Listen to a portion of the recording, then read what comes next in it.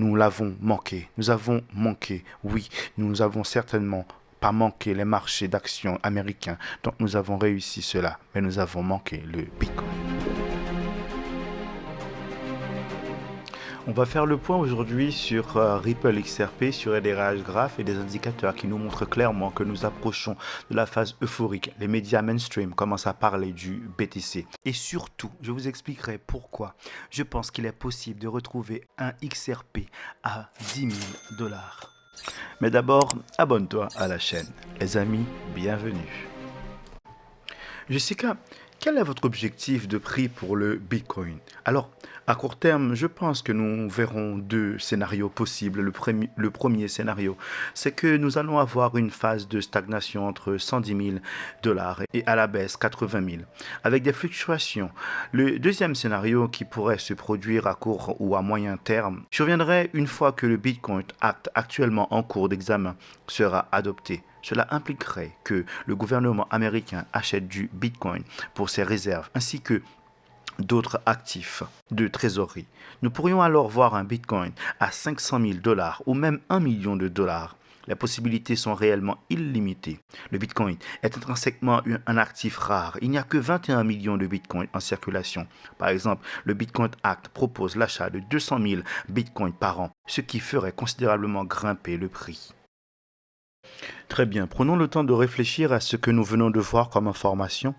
On nous dit qu'il y a plusieurs solutions, qu'il est possible que le BTC soit entre 500 000 et 1 million, mais nous parlons de ce cycle-là, parce que nous parlons du Bitcoin Act, et le Bitcoin Act sera mis en place là en janvier avec l'arrivée de Trump au pouvoir. Ça veut dire que si le BTC se retrouve à 500 000 à 1 million, le FOMO sera incommensurable. On va se retrouver avec tout le monde dans tous les pays qui vont commencer à FOMO, la population qui va commencer à FOMO. Mais qu'est-ce qui va se passer?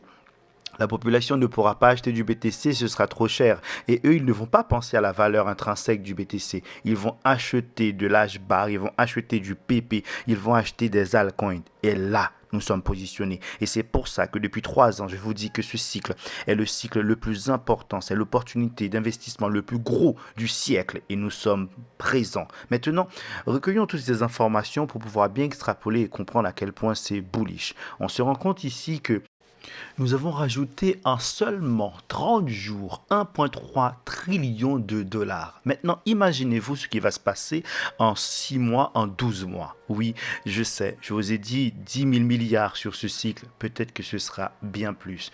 Depuis tout à l'heure, vous observez sur TF1, on commence à recruter, à chercher les gens qui ont investi dans la crypto-monnaie pour en parler en direct. Mais les amis, que va-t-il se passer? La phase euphorique sera bientôt là. Il vous faut vous préparer. Vous avez des actifs ultra forts. Je vous ai parlé de Ripple, je vous ai parlé de Hedera, je vous ai parlé de PP, je vous ai parlé de Jasmy. Donc on arrive sur ce graphique qui nous dit que le breakout est en train d'arriver. On va se retrouver à 9 trillions, 10 trillions, bon j'abuse, 12 trillions. Mais je crois qu'on ne peut pas se projeter réellement parce que là, que ce soit Ripple, les informations qu'on va voir à propos de la BIS, qui est la banque centrale, des banques centrales qui travaillent avec Ripple, Quant, les monnaies numériques de banque centrale, tout ce qui existe comme finance passera par la technologie blockchain. Donc c'est normal que 10 trillions soit absolument rien, mais ce n'est qu'un début, d'accord? On va parler de Swift et de la connexion avec Ripple tout de suite. Mais d'abord, on va écouter le discours de Brad Garlinghouse. Nous avons décidé dès le début que nous voulions être une sorte de couche d'infrastructure. Et cela implique une série de questions stratégiques. L'une d'entre elles, très franchement, est que si vous travaillez avec des points de terminaison réglementés, c'est là que s'appliquent toutes les cadres réglementaires, KYC, Know Your Customers, AML, Anti-Money Laundering et tous ces acronymes. Si vous travaillez uniquement avec des points de terminaison réglementés, ils veuillent à ce que cela soit respecté. Les entreprises comme WeChat doivent effectuer ce travail réglementaire elles-mêmes. Swift, en fait, est une sorte de concurrent. C'est un peu plus compliqué que cela, car Swift est essentiellement une messagerie. Quand vous effectuez un transfert Swift, ce n'est pas de la liquidité. Vous envoyez envoyez en réalité des messages bancaires à des banques qui disposent de liquidités dans une certaine mesure. Citibank et HSBC sont vraiment les deux principales banques de liquidité. JP Morgan Chase complète le trio. Ce sont les trois principales. Lorsque vous envoyez des messages SWIFT, vous envoyez des instructions aux banques pour libérer des liquidités et vous assurer que les débits et crédits correspondent. Donc, en résumé, Ripple est en concurrence avec la liquidité de Citi et la messagerie de SWIFT, mais de manière intégrée, car nous offrons à la fois la messagerie et la liquidité. Alors, prenons le temps sans se précipiter, essayons de décortiquer le discours de Brad Carlinghouse, essayons d'extrapoler ce qu'il vient de dire. Il vient de nous dire que SWIFT, comme nous le savons très bien, est une messagerie. SWIFT envoie un message aux banques que les banques, elles, détiennent des liquidités et vous donnent la thune que vous avez envoyée. Ok, maintenant, il nous dit clairement que Ripple est bien plus efficace, est bien plus rapide, est bien moins cher, est bien plus fiable, est bien plus traçable. Swift est un concurrent de Ripple, mais à la différence, c'est que Ripple et son XRP font la messagerie, mais aussi fournissent la liquidité. Ok, très bien. Depuis des années, on entend des XRP maximalistes, des mecs un peu cinglés qui sont peut-être complotistes et qui nous disent que oui, mais le XRP, il ira à 10 000 balles. On pensait qu'ils étaient cinglés. C'est comme les mecs qui nous parlaient du Covid. On pensait qu'ils étaient cinglés, mais ils ne l'étaient pas.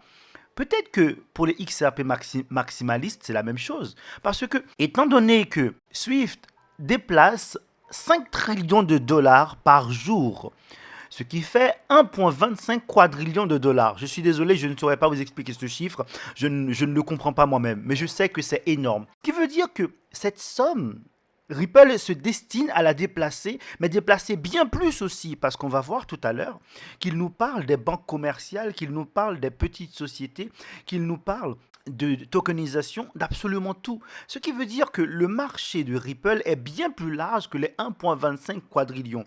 Mais quand on veut déplacer de l'argent, si on veut le faire bien, c'est difficile de déplacer 1 dollar, 3 dollars, 4 dollars.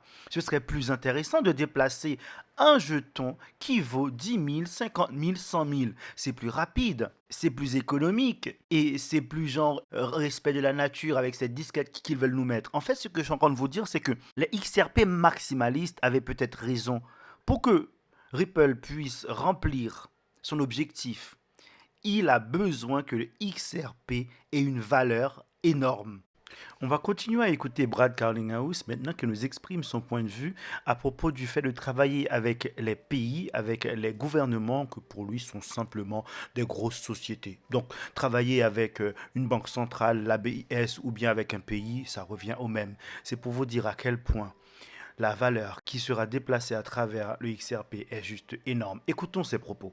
Ce que nous voyons se passer avec les stablecoins et les actifs numériques émis par les banques centrales est passionnant.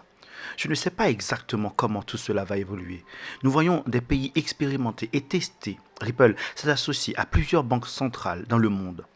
Certaines collaborations ont été annoncées, d'autres pas encore. Ces banques émettent et testent l'utilisation du XRP Ledger pour émettre leurs actifs numériques sous forme de jetons sur ce registre. Nous sommes ravis de travailler avec elles.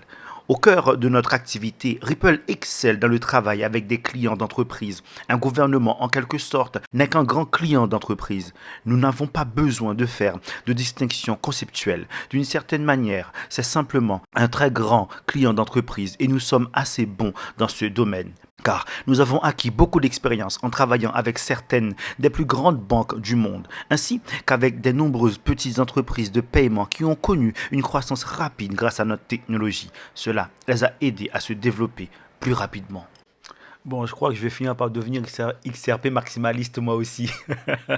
Non, les amis, souvenez-vous, si déjà XRP est trop cher, eh bien, si vous n'avez pas les moyens d'acheter beaucoup de jetons, vous devriez vous débrouiller pour en avoir 500 ou 1000 et le holder sur le long terme. Parce que quand on n'a pas assez de moyens, eh bien, il faut travailler sur le long run.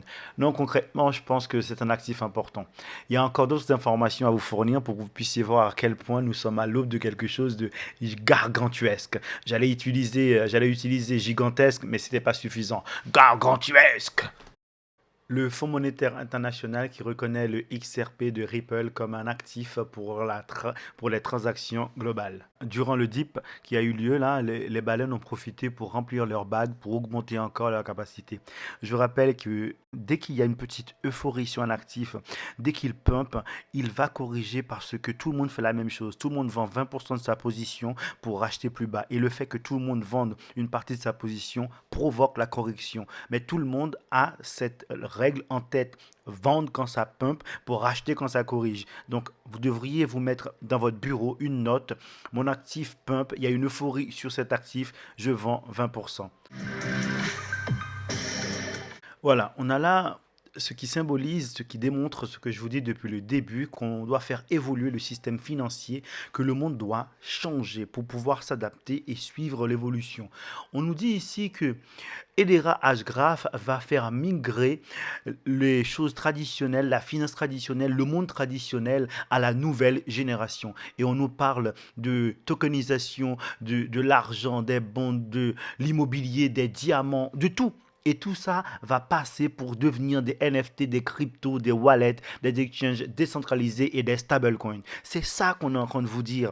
C'est à ça que vous assistez. Vous assistez à l'évolution de la société et vous pouvez investir sur les structures de base. Hedera Hgraph, tout comme Ripple, XRP, QNT, IOTA sont des structures de base. Et tout le reste, là, vous savez, tous les altcoins qui sont sympas, qui sont bien, en fait, ils ne sont pas aussi importants que la racine, que la souche. Ils ne sont pas aussi importants que ces protocoles normés ISO 222. Donc, Hedera Hgraph, les potes, $1, c'est pas le respecter. Donc, j'espère vraiment que durant ce bear market, vous avez pu vous en acheter 60, 70, 100 000 parce que vraiment, à un moment, ça va vous faire mal au cœur de vous souvenir de tout ça. Mais vous savez ce qui est génial, c'est que avec une bonne rotation des capitaux, eh bien, vous pouvez augmenter votre bague.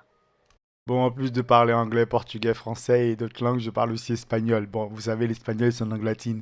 Donc là, on nous dit que le directeur de Hbar nous laisse entendre que Samsung pourrait éventuellement faire partie du conseil de direction, ce qui veut dire que Samsung s'impliquerait activement dans les cas d'utilisation concrète de Hedera Hgraph.